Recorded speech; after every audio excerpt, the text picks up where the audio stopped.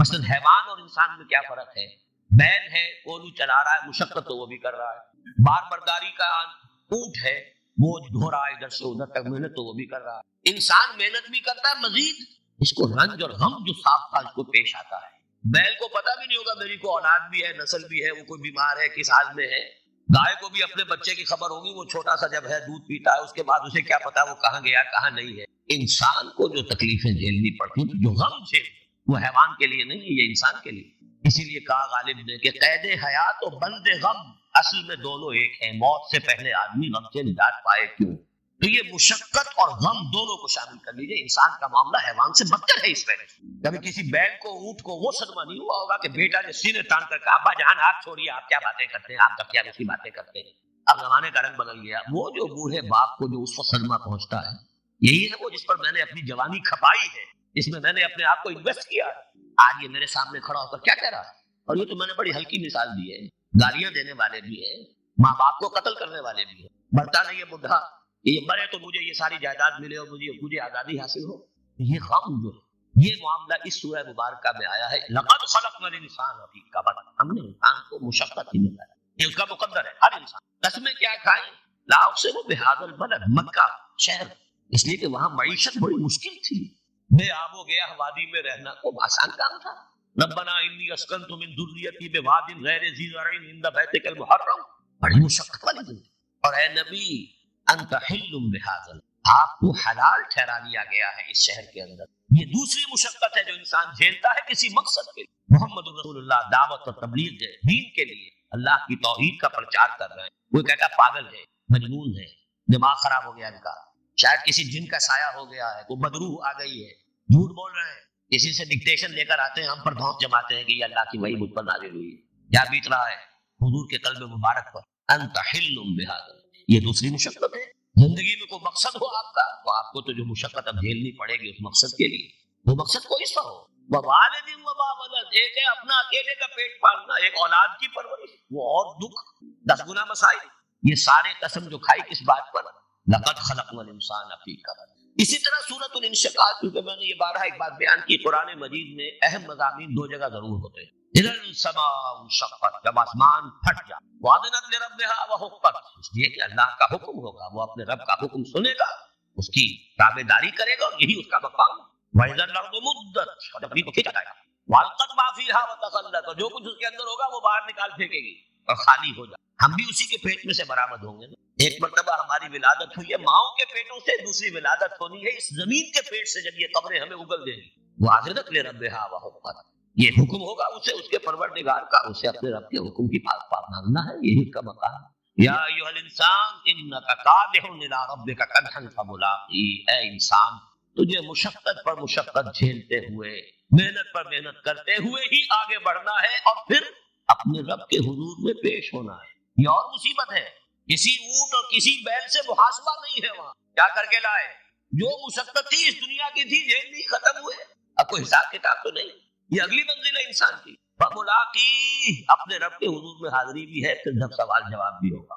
اسی لیے آخری پارے ہی کی پہلی صورت ختم ہوتی ہے نا، وَيَقُولُ الْكَافِرُ يَا لَيْتَنِي كُنتُ تُرَابًا، تو کہے گا کافر کاش میں مٹی ہوتا، انسان بنا ہی نہ ہوتا، جسے آج ہم بہت بڑا شرف سمجھ رہے ہیں، شرف انسانیت. کاش کہ میں مٹی، یہ انسان کی حیثیت مجھے دی ہی نہ جاتی کہ میں آج یہاں کھڑا ہوں جواب دے. اور حضرت ابوبکر اس زندگی میں کہا کرتے تھے کاش کہ میں گھاس کا ایک تنکا ہوتا جو سوکھ جاتی ہے، جلا دی جاتی ہے، اس سے کوئی حساب کتاب نہیں ہے. کاش کہ میں درختوں پر چہچہاتی ہوئی ایک چڑیا ہوتا جس سے کوئی حساب کتاب. یہ اگلا ہے اس کی بھی اصل میں. اسی لیے غالب کی جو عظمت لوگ مانتے ہیں تو کچھ باتیں ہیں جو تعبیرات ہیں. اب تو گھبرا کے یہ کہتے ہیں کہ مر جائیں گے، اور مر کے بھی چین نہ پایا تو کہاں جائیں، تو کدھر جائیں؟ وہاں تو اگلا مرحلہ بھی آنا، وہ ہے اس صورت میں. یا ایھا الانسان انک کادح الی ربک کدحا فملاقیہ. نتیجہ کیا ہے ان دونوں کا؟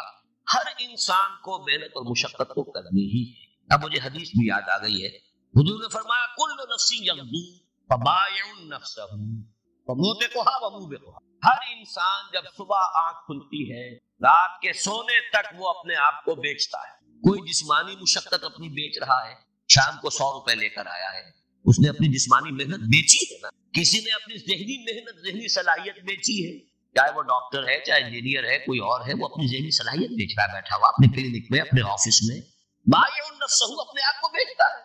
یہ بیچنا تو ہر ایک کا ہے، ہر شخص بیچ رہا ہے اپنے آپ کو۔ کوئی بدبخت وہ ہے جو یہ ساری مشقت جھیل کر بھی رات کو جہنم لے کر آیا ہے، مشقت بھی جھیلی اور لے کر بھی آیا آگ کے انگارے، اس لیے کہ حرام کاروبار کی۔ کوئی وہ ہے جو اس مشقت کے بعد اپنے نفس کو جہنم کی آگ سے چھٹکارا دے کر آیا۔ بیچا جائز جگہ، بیچا جائز طریقے سے، بیچا اس نے بھی، محنت اس نے بھی کی، مشقت اس نے بھی کی، لیکن اس نے اپنے مشقت کے نتیجے میں اپنے آپ کو برباد کر موتے کو ہا وہ منہ بے کو ہا ہلاک کر لینے والا ہے، اور موتے کو ہا چھڑا لینے والا، گردن آزاد کر لینا جہنم سے آگ۔ بہرحال اس کا اصل جو ہے یہ تو بات لمبی ہو گئی، جو دوسرا نقطہ ہے اس میں وہ یہ ہے، یہ جو محنت ہم کر رہے ہیں کبھی تجزیہ آپ نے کیا کیوں کر رہے ہیں؟ کس کو آرام پسند نہیں؟ ہم نے ایک نظم پڑھی تھی شاید میٹرک میں یا ایف اے میں، lotus ایٹرس، surely slumber is better than toil۔ کون محنت کرنا چاہے گا، کیوں نہیں آرام کرنا چاہتا؟ کیوں صبح صبح نکل کے آپ خجل خوار، جس کو پنجابی لہجے میں کہہ رہا ہوں، ہوتے سارا دن گھر میں بیٹھے آرام کریں، بال بچوں میں وقت گزاریں، کبھی کسی کی ڈانٹ سنی، کسی افسر کی ڈانٹ سنی، کسی اپنے باس کی ڈانٹ سنی؟ کیوں؟ کوئی سبب ہے نا، کوئی چیز ہے، کوئی محرک ہے جو آپ کو آمادہ کرتا ہے۔ فزیولوجی میں ہم نے پڑھا تھا کہ انسان کی جو اصل نارمل سٹیٹ ہے وہ نیند کی، وہ تو کوئی سٹیمولس ہوتا ہے تو وہ جاگتا ہے اور کام کرتا ہے، ورنہ وہ آرام سوئے۔ یہ کیوں مشقت جھیلتا ہے انسان؟ کیوں یہ اینٹ ڈھونے والا اینٹ ڈھو رہا ہے؟ کیا اسے پسند ہے یہ مشقت؟ کیوں کر رہا ہے؟ اس کا تجزیہ کیجئے۔ 6 محرکات عمل ہے انسان، یہ 3 جمع 3 2 حصے سے کر لیجئے۔ 3 محرکات وہ ہیں جس کا زوردار تقاضا ہمارے اندر سے نکل، کسی کو کہنے کی ضرورت نہیں ہے، کوئی واعظ کی ضرورت نہیں، نصیحت کی ضرورت نہیں، تبلیغ کی ضرورت نہیں، وہ تو اندر کا تقاضا ہے۔ پیٹ کھانے کو مانگتا، تو وہ مٹی ڈھوئے گا یا اینٹیں ڈھوئے گا، کسی چلائے گا، کچھ کرے گا، اس لیے کہ اس کا تقاضا اندر سے۔ کسی کو کچھ کہنے کی ضرورت نہیں، اس میں تبلیغ کی ضرورت۔ کس پر احسان کرے گا؟ کسی پر احسان نہیں کر سکتا، وہ تو اس کا اپنا تقاضا ہے۔ ایک جنسی تقاضا ہے، شادی کرے گا، ہر شخص کرے گا۔ کبھی آپ نے واعظ سنا ہے شادی ضرور کرو؟ ہر ایک کرتا ہے، کچے دھاگے سے بندے سب کرتے چلے جا رہے ہیں، حالانکہ پتا ہے ایک پیٹ کو پالنا کہاں اور کہاں ایک خاندان کا بوجھ اٹھانا، بچوں کا پالنا، راتوں کی نیندیں اپنی حرام ہوگی، بچہ بیمار ہے۔ آپ نے دیکھا ہوگا بیچاری کوئی خاتون برقع پوش، ایک ہاتھ میں بچے کو لیا گودی میں، ایک میں شاید کوئی اور بچہ بھی ہو کہ جس کی انگلی پکڑی ہوئی ہو، اور کوئی بوتل دوا کے لیے ہو، اور ڈاکٹر کے کسی کے ہاتھ 3 گھنٹے کھڑی ہو، یا اسپتال میں کھڑی ہو کسی جگہ پر، اس کی باری بھی نہیں۔ کون اسے مجبور کر رہا ہے یہ مشقت جھیل میں؟ کیوں جھیل رہے؟ وہ تو اندر کا تقاضا ہے، نہ کسی اور کو کچھ کہنے کی ضرورت، نہ کسی پریشان کر سکتا۔ یہ تقاضے جو اندر کے ہیں، ہر شخص مکان بناتا ہے، جھوپڑی بنائے تو، محل بنائے تو بنائے، کوئی ضرورت ہی نہیں کہنے کی کہ بناؤ، سب بنا، ہر ایک کو فکر ہے اس کی۔ یہ تقاضے 3 جس کو کبھی ہمارے ہاں ایک نعرہ بنا تھا نا، روٹی کپڑا اور مکان، یہ نعرہ وہ ہے جو ہر بارود انسان کے اندر موجود، اس بارود کو صرف چنگاری دکھانے کی ضرورت تھی، وہ جو ابلیس سے کہلوایا اقبال نے، کیا امامان سیاست، کیا کلیسا کے شیوخ، سب کو دیوانہ بنا سکتی ہے میری ایک ہو۔ وہ ایک ہو پر روٹی کپڑا مکان پر پوری قوم ناچنے لگی تھی کہ نہیں؟ کیوں ناچی تھی؟ اس لیے کہ اس کے اپنے اندر وہ بارود تو اندر تھا نا، اسے تو صرف یہ فقیرہ ہی دکھانا تھا۔ یہاں ایک نقطہ جو ہے بہت اہم ہے، روٹی کپڑا اور مکان، میں نے جو بات گنی تھی اس میں کپڑا نہیں آیا تھا، میں نے جنسی تقاضا کہا تھا، شادی۔ لیکن آپ کو معلوم ہے قرآن مجید زوجین کو ایک دوسرے کا لباس کراتے، ہن لباس لکم وانتم لباس لہن، وہ تمہارے لیے بمنزلہ لباس ہے، تم ان کے لیے بمنزلہ لباس ہو۔ تو بات وہی بن گئی، روٹی کپڑا اور مکان۔ بنیادی تقاضے یہی ہے، کھانے کو، جنسی تقاضا جس کے تحت شادی ہے، گھرستی ہے، بیوی بچوں کا معاملہ ہے، کھکیٹ سارا بول آدمی لیتا ہے، پھر کوئی گھروندا، کوئی چھت جو ہے سر کے اوپر ہونی ضروری ہے، کوئی رین بسیرا ہونا ضروری ہے۔ یہ 3 تقاضے میں نے گنوا دیے جس کے اندر سے ابھرنے والے تقاضے ہیں ہر شخص۔ اب آپ جائزہ لیجئے اپنی بدقسمتی سے، شاید ہم تو سب کے سب الا ماشاءاللہ 100% ساری انرجی انہی 3 کاموں پہ لگا رہے ہیں، ساری انرجی ہماری، سارا وقت ہمارا انہی 3 چیزوں کے نتیجے میں لگا۔ حدیث میں آیا ہے کہ ایک انسان اللہ کے ہاں جب پیش ہوگا تو جو تحفہ یا ہدیہ وہ خدا کی خدمت میں پیش کر سکے گا، وہ کوئی بھی ہدیہ اس شے سے بڑھ کر نہیں ہو سکتا کہ جو خود اسی کی ذات سے اسی کو کلام کی اس کی خدمت میں پیش کرے، تو یہی اس کے لیے سب سے بڑا تحفہ۔ اس لیے یہ آتا بھی ہے کہ اللہ تعالیٰ میدان حشر میں فرمائے گا، جو قرآن مجید کے پڑھنے والے، حقیقی معنی میں پڑھنے والے، ان سے کہا جائے گا کہ تم پڑھتے چلے جاؤ اور تمہارا آخری مقام، تمہارے درجات بلند ہوتے چلے جائیں، آخری آیت جو تم پڑھو گے اسی کے مطابق تمہارا درجہ بلند۔ اس اعتبار سے سورہ رحمان میں ہے الرحمن علم القرآن، رحمان کی رحمانیت کا مظہر اتم قرآن، اس کی رحمت کا سب سے بڑا مظہر قرآن۔ لیکن ایک عظمت ہے افادیت کے اعتبار سے، انسانوں کے لیے یہ کس کس پہلو سے مفید، اس کے اعتبار سے میں سمجھتا ہوں کہ جامع ترین مقام سورہ یونس کی یہ 2 آیات ہیں جو میں نے تلاوت کی. یا ایھا الناس، اے لوگو، قد جاءتکم موعظۃ من ربکم وشفاء لما فی الصدور وہدی ورحمۃ للمؤمنین. پہلی آیت میں 4 الفاظ جمع کیے گئے قرآن کے لیے. اے لوگو، تمہارے پاس آ گئی ہے وہ شے جو موعظہ بھی ہے، نصیحت، واعظ سے بنا ہے لفظ، موعظۃ وشفاء لما فی الصدور، اور جو کچھ سینوں میں روگ ہیں ان کا مداوع، ان کی شفا، ان کا معالجہ، وہدی، اور ہدایت، رہنمائی، ورحمۃ للمؤمنین، اور رحمت اہل ایمان کے حق میں. اس کے بعد فرمایا، میں ان 4 الفاظ کی شرح بعد میں کروں گا، لیکن دوسری آیت کا مفہوم بھی سامنے آ جائے تو اس پہلی آیت کی عظمت جو ہے وہ نکھر کر سامنے آئے گی.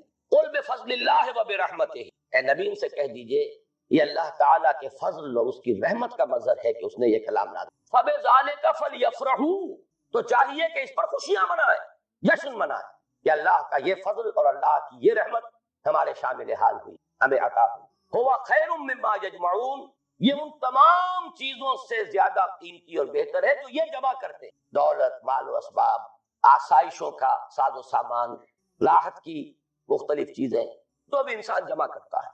ہوا خیر مما یجمعون، ان تمام چیزوں سے جنہیں یہ جمع کرتے ہیں، جن کی قدر و قیمت کا ان کے قلب پر کوئی نقش ہے، ان سب سے کہیں بہتر، کہیں قیمتی، کہیں وقی، کہیں زیادہ قابل قدر شے یہ. خوشی منانی ہو تو اس پر منا، جشن منانا ہو تو اس کا منا. اب آئیے پلٹ کر ان 4 الفاظ کے اندر ایک بڑا گہرا معنوی ربط ہے. عام طور پر آپ دیکھتے ہیں قرآن مجید اپنے لیے ایک ہی لفظ استعمال کرتا ہے، ہدی. الف لام میم ذالک الکتاب لا ریب فیہ ہدی للمتقین. اصل شے ہدایت، رہنمائی. ابھی رمضان مبارک کی آمد آمد ہے، اس کا جو ذکر ہے سورہ بقرہ ہی میں، شہر رمضان الذی انزل فیہ القرآن ہدی للناس وبینات من الہدی والفرقان. لفظ ہدایت کو 2 مرتبہ ایک ہی آیت میں دہرایا. لوگوں کے لیے ہدایت و رہنمائی، اور ہدایت بھی بالکل روشن، مبرہن، بینات، ایک پیچ نہیں، کوئی معمے حل نہیں کرائے گئے، کوئی منطق کی پیچیدگیوں میں نہیں الجھایا گیا. تو اصل تو ہے ہدایت و رہنمائی، لیکن یہ مقام اس اعتبار سے بڑا منفرد ہے کہ اس سے پہلے 2 الفاظ لائے، اس کی حکمت کی طرف متوجہ کر رہا. جیسے کیونکہ میں بھی کبھی طبیب تھا، ڈاکٹر تھا، اس حوالے سے یہاں کئی میرے سابق میرے اعتبار سے ہم پیشہ حضرات یہاں موجود ہیں، انہیں معلوم ہے کہ اعلیٰ سے اعلیٰ دوا ہو، جذب ہو جسم میں، تبھی تو مفید ہوگی. بڑی سے بڑی بات، اعلیٰ سے اعلیٰ کلام، عمدہ سے عمدہ ہدایت، بہترین سے بہترین حکمت، اگر دل سخت ہو گیا تو مرد نادا پر کلام نرم و نازک بے اثر. پھول کی پتی سے کٹ سکتا ہے ہیرے کا جگر، مرد نادا پر کلام نرم و نازک. یہ دل کی سختی جسے قرآن کہیں کہتا ہے رین کلا بل ران علی قلوبہم، ان کے دلوں پر زنگ لگا. حدیث میں بھی آیا ہے ان هذه القلوب لتصدع، ان دلوں کے اوپر آ جاتا ہے کما یصدع الحدید اذا اصابه الماء، جیسے کہ لوہا جو ہے زنگ آلود ہو جاتا ہے جب پانی اس پر پڑے. کہیں کہا گیا کہ دل پر سختی آ جاتی ہے، اور انسانی دل پر جب سختی آ جائے، قرآن مجید میں سورہ بقرہ ہی میں وہ تمثیل ہے رونگٹے کھڑی کر دینے والی، کہ جب انسان کے دل میں سختی پیدا ہو جائے تو کوئی شے دنیا کی اتنی سخت نہیں ہوتی جتنا کہ انسان کا دل سخت ہو. ثم قست قلوبکم فہی کالحجارۃ او اشد قسوۃ فإن من الحجارۃ لما يشقق فيخرج منه الماء وإن منها لما يهبط من خشية الله. مجھے صحیح الفاظ اس وقت یاد نہیں ہے، لیکن یہ کہ تمثیل یہ ہے، بنی اسرائیل سے خطاب کر کے کہا جا رہا ہے، مذہبی لوگ، کہ تمہارے دل اس کے بعد سخت ہو گئے، اور ایسے سخت کہ پتھروں سے بھی زیادہ سخت. پتھروں میں تو وہ بھی ہے جو شک ہو جاتے ہیں، پانی نکل آتا ہے، چشمہ پھوٹ بہتا ہے، ان میں وہ بھی ہیں جو اللہ کی خشیت سے گر پڑتے ہیں. لیکن انسان کے دل پر اگر یہ سختی آ جائے تو پہلی ضرورت ہے دل کو نرم کرنا، اور اس دل کو نرم کرنے کے لیے ضرورت ہے واعظ. وہ واعظ کہ جو آج ہمارے ہاں بڑی ہی تحقیر والی بات بن گئی. واعظ ہو رہا ہے، یعنی واعظ کوئی عمدہ شے نہیں ہوتی، واعظ کوئی اعلیٰ شے نہیں ہے، کوئی عقلی باتیں ہو، کوئی ریشنل اپروچ ہو، کوئی منطقی بات ہو. واعظ کے بارے میں تو بڑے ہی ایک استحقار کے انداز میں کہا جائے گی واعظ پر. حالانکہ واقعہ یہ ہے کہ واعظ کی بڑی ضرورت. دل نرم ہوگا تبھی وہ جذب ہوگا کلام اس میں داخل ہوگا. آپ کو معلوم ہے وہ زمین جس کے اوپر کھڑا جاتا ہے سخت، کتنی بارش برس جائے وہ پانی ادھر ادھر چلا جائے گا، جذب ہوگا، لہذا اس کی تو سب سے پہلی شے ہے دل کو نرم کر. ایک حدیث میں اس کا نقشہ کھینچا گیا ہے. ایک مرتبہ حضور نے وعظ فرمایا، خطبہ دیا، اس کے بارے میں الفاظ آتے ہیں کہ جس سے دل لرز اٹھے اور آنکھوں سے آنسوؤں کے چشمے جاری ہو. صحابہ نے عرض کیا کہ حضور معلوم ہوتا ہے کہ یہ تو کوئی آپ جیسے کہ یہ کلام آپ کا جیسے کسی کو ودا کیا جا رہا ہو، رخصت کیا جا رہا ہو، کوئی ایسی بات ہے تو مزید وصیت فرمائیے، مزید نصیحت فرمائیے۔ تو وعظ کی اپنی جگہ بڑی اہمیت ہے، وعظ قابل حقارت شے نہیں ہے، انسان میں عقل ہی نہیں ہے، جذبات بھی، جذبات کو خود ایک غذا کی ضرورت، بلکہ انسانوں کی عظیم اکثریت جذبات ہی کی راہ سے اپروچ کی جا سکتی، وہ ایک بڑی ہی مائنیوٹ مائنورٹی ہوتی ہے جنہیں آپ انٹلیکچوئلز کہیں، انہیں تو واقع کریں، ان کی مجبوری بھی ہے کہ ان پر وعظ اثر انداز نہیں ہو، ان کے لیے ضرورت ہے برہان کی، دلیل کی، استدلال کی، منطق کی، لیکن عظیم اکثریت انسانوں کی اس کے اندر جذبات اور اس جذبے کو اپیل کرنے والی شے۔ اب مجھے یاد آ گئی بات حضرت عمر رضی اللہ تعالیٰ عنہ، ان کو موم کرنے والی شے کیا، کتنے سخت انسان۔ آخری فیصلہ یہ ہے کہ دیکھا جائے گا جو کچھ ہو رہا ہے، یہ دارالندوہ میں بیٹھے ہوئے لوگ طے نہیں کر پائیں گے، یہ سوچتے ہی رہ جائیں گے، اور محمد کا جادو چلتا جا رہا ہے۔ یہ در حقیقت چونکہ ٹرائبل معاشرہ تھا، اس کا بیک گراؤنڈ سمجھ لیجیے، چونکہ حضور صلی اللہ علیہ وسلم کا ساتھ دے رہے تھے آپ کے چچا Abu Talib, and he was the head of the clan. Tribe تو تھا قریش، یہ قبیلہ تھا، اس میں کلینز تھے، جیسے وٹوؤں میں مانے کے، لالے کے، شامت کے، اب یہ چھوٹے چھوٹے گھرانے تقسیم ہوتے چلے جاتے ہیں، اور ہر اس خاندان کا ایک سربراہ، اگر اس کے کسی فرد کے خلاف اقدام کیا جائے تو پورے خاندان کو گویا کہ چیلنج کیا، اور ابو طالب حضور کا ساتھ چھوڑنے کو، لہذا قریش کے راستے میں سب سے بڑی رکاوٹ یہ تھی کہ ہم اگر محمد کے خلاف صلی اللہ علیہ وسلم کو اقدام کریں تو ان فائٹنگ شروع ہو جائے گی قریش کی، اور اتنی عقل انہیں بھی تھی، ایک house divided amongst itself can't stand, پورے عرب میں جو ان کا مقام تھا، جو دبدبا تھا، تو انہیں حیثیت حاصل تھی، اگر آپس میں لڑ پڑیں گے تو ختم۔ یہ چیز تھی جو مصلحت کے تحت روک رہی تھی قریش کو حضور کے خلاف کوئی فیصلہ کن قدم وہ اٹھا نہیں، لیکن حضرت عمر نے فیصلہ کر لیا کہ کامٹ میں اب جو ہوگا دیکھا جائے گا، میں اب ایک دفعہ تو یہ جھگڑا چکا کیا، تلوار لے کے راستے میں ایک صاحب مل گئے کہ جو ایمان لا چکے، انہوں نے تیور دیکھے، عمر بن الخطاب جس بات کا فیصلہ کر لے کر گزرنے والا، بڑی حکمت سے ڈائیورٹ کیا، کہا چلے بس میں اب قصہ چکانے جا رہا ہوں، یہ روز کی کلکل جو ہے، انہوں نے جو تیور دیکھے، فرمایا کہ تمہاری تو اپنی بہن ہی مان لے آئے، تمہارے بہنوئی مان لے آئے۔ اب وہ جو جلال اور غضب اس کا میں اور آپ اندازہ نہیں کر سکتے، جس کے ساتھ وہ گئے ہیں اپنی بہن کے گھر، اور جس طرح مارا پیٹا ہے بہنوئی کو بھی حضرت سعید ابن زید رضی اللہ تعالیٰ عنہ، اور فاطمہ بنت خطاب حضرت عمر کی ہمشیرہ، جملہ نکلا ہے بہن زبان سے، لہو لہان ہو گئی ہے بہن، بھائی اور بہنوئی بھی، عمر چاہے تم ہمیں ہلاک کر دو لیکن اب اس دین کو ہم چھوڑنے والے نہیں۔ ایک جملہ ہے، موم کی طرح پگھل کر رہ گیا عمر، اس میں کوئی انٹلیکچوئل اپیل تو نہیں تھی، کوئی دلیل تو نہیں تھی، کوئی منطقی اپروچ نہیں تھی، کچھ بھی نہیں۔ تو معلوم ہوا کہ انسان کے اندر، عمر جیسے شخص کے اندر بھی جذبات ہیں، تو معلوم یہ ہوا کہ انسانوں کی ایک عظیم اکثریت ہے جس کو جب تک کہ یہ اوپر کا کرسٹ نہ اترے گا، لاکھ موتی بکھیرتے رہیے، مرد ناداں پر کلام نرم و نازک بے اثر۔ تو سب سے پہلی یہ ضرورت ہے دل کے اس کرسٹ کو نرم کرنے کی، تاکہ جذب تو ہو، دوا اندر اترے تو صحیح، جو بجان در رفت جان دیگر شبد، جب جان کے اندر اتر جائے گی یہ شے تب تو انقلاب آ جائے گا، اترے تو صحیح، اس کے لیے اس کرسٹ کو توڑنا ضروری ہے۔ لہذا پہلی شان قرآن حکیم کی اس آیت میں آئی موعظت۔ یہ دوسری بات ہے کہ ہم نے واعظ کے اعتبار سے بھی وہ ناقدری کی ہے قرآن کی کہ اس کو واعظ کے میدان سے بھی نکال دیا گیا تھا، اور آج کی بات نہیں، آج تو خیر واعظ ہی کو گالی بنا دیا گیا، لیکن بہت عرصے پہلے واعظ بھی ہوتے تھے تو مثنوی مولانا روم سے ہوتی تھی۔ علامہ اقبال نے جو مرثیہ کہا ہے، واعظ دستاں زنو افسانہ بند، مانیے او پست و حرف او بلند، از ضعیف و ساد و مرسل کارے ہو، از خطیب و بینمی گفتارے ہو۔ واعظ ہوتے تھے بڑی ہی کمزور حدیثوں کے بل پر، بڑی ہی بے سرو پا روایات اور حکایات کے یا اشعار کے بل پر، قرآن حالانکہ سب سے بڑا موعظہ، واعظ، نصیحت۔ تو پہلا لفظ یہ ہے، اب آگے چلیے، شفاء لما فی الصدور، اندر جذب ہوگا تو اب اندر کی جو بیماریاں ہیں، جو روگ ہیں، ان کا ازالہ ہوگا۔ یہ کون سے بیماریاں ہیں؟ کہنے کو تو ایک کے اندر ہاتھی کے پاؤں میں سب کے پاؤں، حب دنیا، یہ سب سے بڑا روگ، اس کا سب سے بڑا مظہر حب مال، الہاکم التکاثر حتی زرتم المقابر۔ ایک اور مظہر حب جاہ، اقتدار کی، میرا ڈنکا بج رہا ہو، شہرت کی طلب۔ یہ ہے وہ تمام روگ، ان روگوں کا علاج قرآن ہے، شفاء لما فی الصدور۔ اچھی طرح سمجھ لیجئے، یہ روگ نہ نکلیں گے تو قرآن کو بھی انسان کاروبار بنائے گا۔ علم را برتن زنی مارا بود، وہی علم ہے کہ جو انسان کو سانپ کی طرح ڈسے، یار بود نہیں ہو، جب تک کہ اندر سے یہ روگ نہ نکلے۔ اس کو بھی حصول دولت کا ذریعہ بنائے گا، اس کو بھی شہرت کے حصول کا ذریعہ بنائے گا، اسے بھی اقتدار ایس سچ نہیں، قرب اقتدار کا ذریعہ بنا، قریب تو پہنچے، بنا ہے شاہ کا مصاحب، پھرے ہے اتراتا، کہیں تو موقع ملے۔ علم اور اعلیٰ ترین علم، فتویٰ فروشی بھی ہوگی، دین فروشی ہوگی، جب تک کہ یہ اندر کے روگ نہ نکلے۔ لہذا دوسرا مرحلہ اس اصل کام سے پہلے ہدن، ہدایت تو تب ہوگی جبکہ پہلے یہ جذب ہو کر اندر کے گند نکال کا ازالہ، حب دنیا کی جڑ کاٹے، حب مال کی جڑ کاٹے، حب جاہ کی جڑ کاٹے، شہرت کی طلب کی جڑ کاٹے۔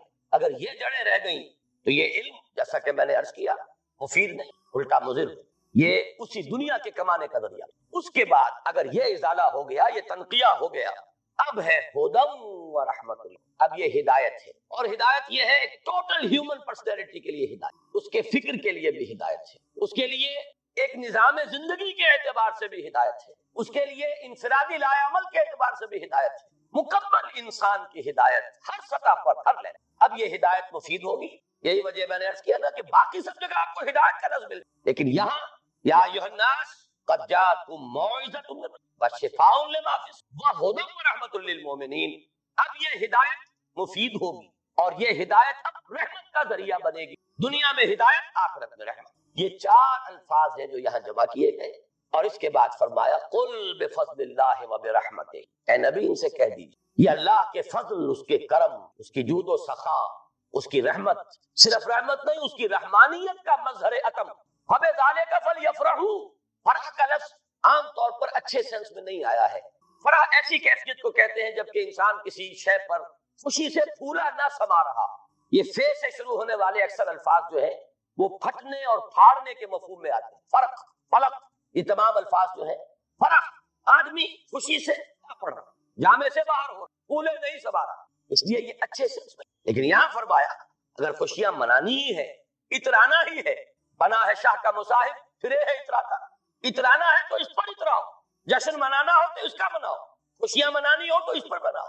قل بفضل اللہ وبرحمتہ فبذالک فلیفرحوا هو خیر مما یجمعون۔ ایک بات رہ گئی ہے بیچ میں، اشارہ کر دوں، میں نے جیسا کہ عرض کیا تھا موعظہ کے اعتبار سے بھی ہم نے قرآن کو، اب کیا کہوں لفظ تو بہت سخت آ رہا تھا لیکن قرآن مجید کے خیال سے رک گیا، کم سے کم یہ کہ متروک تو کر دی، اس سے آگے تزکیہ نفس، اس میں تو سرے سے اس کا کوئی دخل ہی نہیں، اس کے لیے تو کچھ اور اذکار ہوں گے، کچھ اور مراقبے ہوں گے، کچھ اور میڈیٹیشنز ہوں گی، کچھ اور ریاضتیں ہوں گی، کچھ اور تپسیائیں ہوں گی، کچھ اور آسن لیے جائیں گے ادھر سے ادھر سے، کہیں جوگیوں سے اور کہیں نو افلاطونی، نیو پلیٹونزم، افلاطونی نظریات، نو افلاطونی نظریات۔ یہ ہے کہ جو ہمارے ہاں تزکیہ نفس کے لیے بہت کی گئی، حالانکہ شفاء لما فی الصدور قرآن کہہ رہا، خود قرآن اندر کے سارے گند دھونے والا، اندر کے سارے روگ ان کا ازالہ کرنے والا کا قرآن، وَنُنَزِّلُ مِنَ الْقُرْآنِ مَا هُوَ شِفَاءٌ وَرَحْمَةٌ وَلَا يَزِيدُ الظَّالِمِينَ إِلَّا خَسَارًا۔ ہم اتار رہے ہیں اس قرآن میں سے وہ شے جو شفا ہے اور رحمت ہے اہل ایمان کے حق میں، لیکن ظالموں کے لیے خسارے ہی کا اضافہ۔ وہ ظالم کون ہے؟ جن کے اندر وہ روگ ہے باقی۔ تو اس کے لیے بھی علامہ اقبال نے کہا صوفیوں کا حال، صوفیے پشمینہ پوشو حال مست، از شراب نغمہ قوال مست، آتشت شیر عراقی در دلش، در نمی سازت بقرآن محفل۔ پشمینہ پوش بھی ہے، حال مست بھی ہے، قوال سے وجد آ رہا ہے، قوالی سے حال، از شراب نغمہ قوال مست، آتشت شیر عراقی در دلش، عراقی کا شعر ہو، حافظ کا شعر ہو، اندر حرارت محسوس ہوتی ہے۔ در نمی سازت بقرآن محفلش، اس کی محفل میں قرآن بار نہیں پا سکتا، قرآن سے سروکار نہیں۔ دونوں عبارات سے ہم نے قرآن کو ثابت کیا، خارج البلد کیا، اس سے زیادہ سخت لفظ زبان پہ لا نہیں سکتا۔ بہرحال یہ ایک ہدیہ تھا جو میں نے آج آپ کے لیے طے کیا کہ پیش کروں۔ اب اس کے حوالے سے آگے مولانا رومی کا ایک شعر عرض کر دوں کہ ای قدر گفتیم باقی فکر کرو۔ ہر دفعہ وہ ساری کتھا جو ہے دہرانے کی ضرورت نہیں ہے، اتنا کچھ عرض کر دیا گیا، اب آگے غور کیجئے، سوچئے، فکر کرو، ہم کیا کر رہے ہیں، اس قرآن کا مقام ہم نے کیا سمجھا ہے، اس قرآن سے ہمارا تعلق کس نوعیت کا ہے۔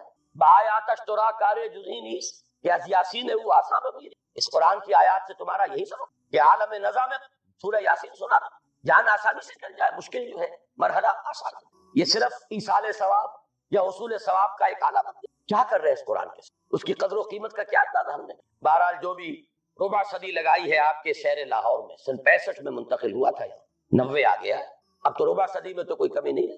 اور پہلی جو 2 تقریریں کی تھی مسلمانوں پر قرآن مجید کے حقوق، سوچو صدر ایوب کا دور تھا، وہ جشن منایا گیا تھا، 1400 سالہ جشن نزول قرآن، اور وہ بھی اصل میں ایک بڑی یوں سمجھیے کہ ہوشیاری کا کام تھا۔ بہت قسم کے جشن منتے تھے، جشن مہران، جشن فلاں، رقص و موسیقی، تو انہوں نے سوچا کہ مولویوں کو بھی رشوت کے طور پر ایک جشن دے دو الاٹ، 1400 سال ہو گئے، لہذا قرآن کو سونے کے تار سے لکھو، ایک تو یہ کہا، اور دوسرے یہ کہ قرات کی محفل منعقد کرو، یہ جشن تھا۔ اس کے حوالے سے میں نے بات کی کہ ہوش میں آؤ، قرآن اس لیے نازل نہیں، جب یہ موعظہ تھا، جب یہ شفاء لما فی الصدور تھا، جب یہ ہدی للناس تھا، جبکہ یہ موجب رحمت تھا۔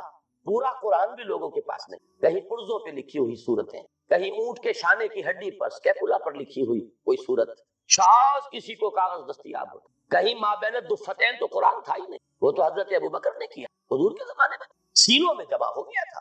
سونے کے تار سے کیا سوال، تانبے کے تار سے لکھا ہوا بھی نہیں، کاغذ پر چھپا ہوا تھا ہی، لیکن قرآن سینوں میں تھا۔ بل هو آیات بینات فی صدور الذین اوتوا العلم، سینوں میں تھا۔ اس قرآن نے انقلاب برپا کیا۔ آج ہم 1,000 روپے کا نسخہ جو ہے خرید کر بچیوں کو جہیز میں دیتے ہیں، لیکن یہ کہ وہ قرآن حقیقت میں نہیں ہے۔ لا یبقى من الاسلام الا اسمہ ولا یبقى من القرآن الا رسمہ، رسم الخط ہے تو دوڑ پیچھے کی طرف ہے گردش ایام، تو ضرورت ہے لوٹنے کی قرآن کی۔ اس لوٹنے کے لیے اپنی جگہ پر خود بھی آدمی طے کرے، جو کمی ہے۔ اگر قرآن مجید آپ نے نازلہ بھی نہیں پڑھا تو شرمائیے نہیں، اس کمی کی تلافی اب کی۔ اور میں کہا کرتا ہوں کہ حضور کی بسم اللہ ہوئی تھی 40 برس کی عمر میں، جب قرآن کی پہلی آیت نازل ہوئی ہے اور حکم ہوا اقرا، آپ نے یہ کہا مانا بقاری، میں تو پڑھنے والا نہیں ہوں، پڑھا ہوا نہیں۔ 40 برس کی عمر تھی تب قرآن پڑھنا شروع۔ اٹس نیور ٹو لیٹ، قرآن پڑھیے، قرآن سمجھیے، قرآن پر عمل کیجئے۔ اگر اللہ نے آپ کو فہم کی ایک بلند تر سطح پر، ہائر لیول آف کانشسنس پر فائز کیا ہے، اسی لیول کے قرآن کو پڑھیے۔ یہ ایک قرآن نہیں ہے، اس میں ہزاروں قرآن، ہر شعور کی سطح کا ایک قرآن اس میں علیحدہ موجود، اور ہر دور کی علمی سطح پر، اس کے افق پر ایک خورشید تازہ کے مانند یہ قرآن کو، لیکن ضرورت ہے اس میں لگنے کی، کھپنے کی، اس میں ڈوبنے کی، اس میں غوطہ زنی کی۔ قرآن میں ہو غوطہ زن ہے مرد مسلمان۔ اس سے ذرا آگے بڑھیے۔